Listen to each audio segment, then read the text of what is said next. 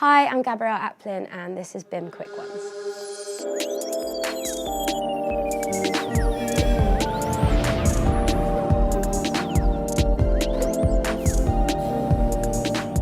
My dad's a big Springsteen fan, my mum's a really big Carpenters fan. Like, my favourite Springsteen album is Nebraska, and I just love how rough it is, and it's just tunes about his life, and I love that.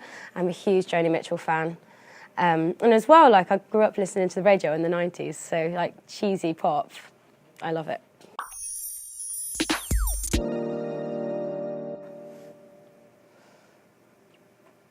Michael Jackson. Prince, for me, is more of he's like an all-round kind of artist icon. Do you know, I think I would like to go and drink gin with him and talk about his clothes and his brain. Michael Jackson's just bare tunes.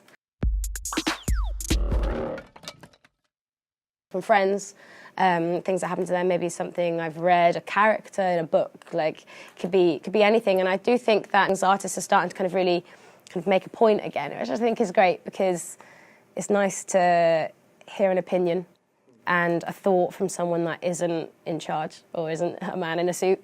So yeah, I think it's really important as well to write about things that affect everybody, because people will be connecting through those songs.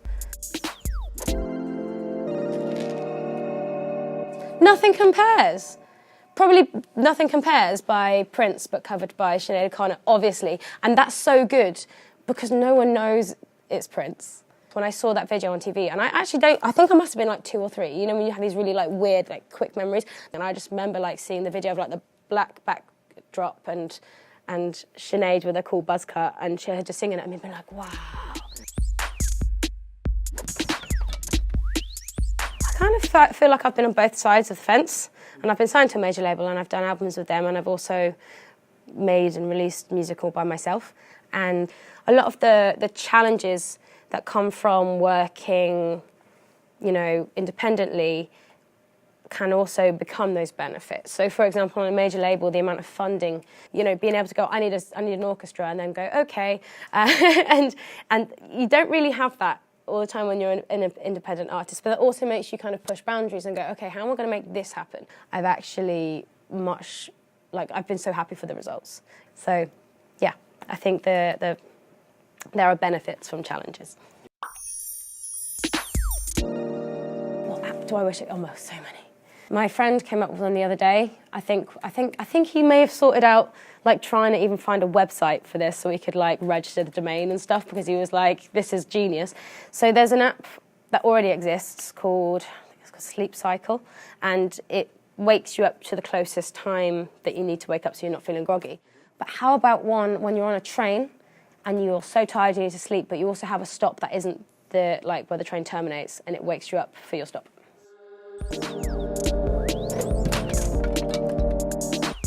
Okay, so I think firstly the lyrics have to be simple. It has to be simple because it has to be popular and it has to appeal to lots of people. So it has to be relatable.